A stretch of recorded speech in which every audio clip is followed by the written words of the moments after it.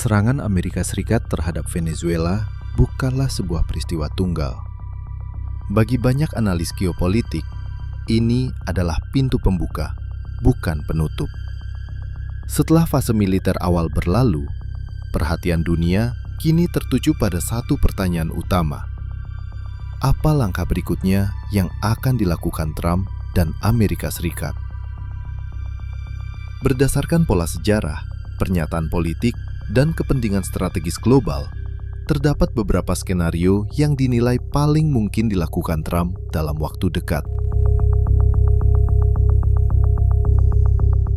1. Konsolidasi kendali Venezuela. Langkah paling cepat dan paling realistis adalah mengamankan hasil intervensi, bukan sekedar menghentikan konflik, tetapi memastikan bahwa Venezuela tidak kembali keluar dari orbit pengaruh Amerika. Ini mencakup pengamanan ladang minyak, pelabuhan utama, dan infrastruktur energi. Pemerintahan transisi akan didorong untuk membuka kembali akses bagi perusahaan energi barat, khususnya Amerika. Secara resmi, langkah ini akan dibungkus sebagai stabilisasi negara dan pemulihan ekonomi. Namun secara strategis, ini adalah penguasaan tidak langsung atas salah satu sumber energi terbesar dunia. Bagi pasar global, dampaknya akan cepat terasa. Harga minyak, keseimbangan suplai, dan posisi tawar negara-negara OPEC akan ikut bergeser. 2. Meningkatkan tekanan ke Amerika Latin. Setelah Venezuela, fokus Amerika hampir pasti meluas ke kawasan sekitarnya. Kolombia dan Meksiko berada di garis depan. Dengan dalih perang melawan narkoba dan kartel, tekanan diplomatik dan militer akan ditingkatkan.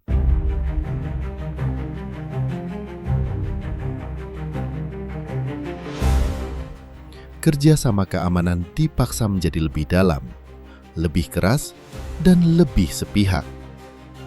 Dalam skenario ekstrim, operasi lintas batas atau keterlibatan langsung militer Amerika bisa dibenarkan sebagai langkah darurat keamanan nasional.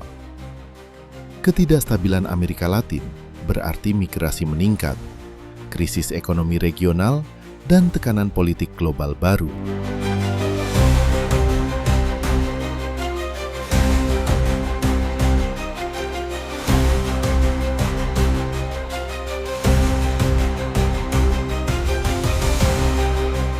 Tiga, perang narasi dengan Rusia dan China. Seiring langkah militer dan tekanan regional, Amerika juga akan memperkeras perang narasi global. Rusia dan China akan terus digambarkan sebagai aktor yang melindungi rezim bermasalah, mengganggu stabilitas, dan menantang tatanan internasional. Tujuannya bukan hanya membenarkan tindakan Amerika, tetapi juga memaksa negara lain memilih blok.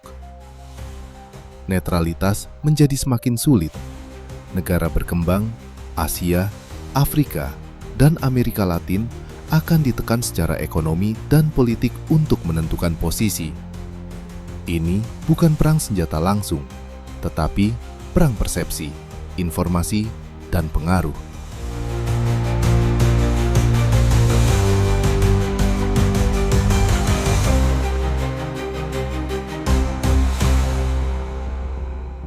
Empat, eskalasi bertahap terhadap Iran. Iran hampir pasti kembali masuk radar utama. Bukan serangan besar langsung, tetapi eskalasi bertahap. Sanksi baru, tekanan militer terbatas, dan provokasi di wilayah strategis. Iran diposisikan sebagai ancaman yang selalu hampir berbahaya, sehingga justifikasi tekanan tidak pernah berakhir. Jika konflik di Timur Tengah kembali memanas, dampaknya akan langsung terasa pada jalur energi global dan keamanan internasional.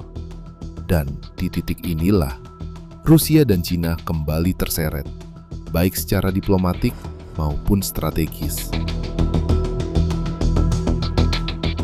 5. Normalisasi logika mengambil alih wilayah strategis. Pernyataan Trump soal Greenland menjadi sinyal paling mengkhawatirkan. Bahasa yang digunakan bukan lagi diplomasi, melainkan logika kekuasaan. Greenland dipandang bukan sebagai wilayah berdaulat, tetapi sebagai aset strategis. Akses Arktik, sumber daya alam, dan posisi militer. Jika logika ini diterima atau dibiarkan, maka presidennya sangat besar. Wilayah strategis di berbagai belahan dunia bisa menjadi target berikutnya. Hukum internasional perlahan kehilangan makna, digantikan oleh satu aturan sederhana. Siapa yang paling kuat, dia yang menentukan.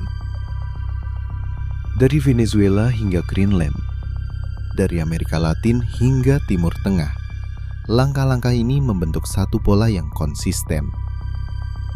Sebuah dunia yang kembali memasuki era kekuasaan terbuka, di mana propaganda mendahului intervensi, dan intervensi membuka jalan bagi kontrol. Dan pertanyaan sesungguhnya bukan lagi apakah langkah ini akan dilakukan, melainkan sejauh mana dunia akan membiarkannya terjadi.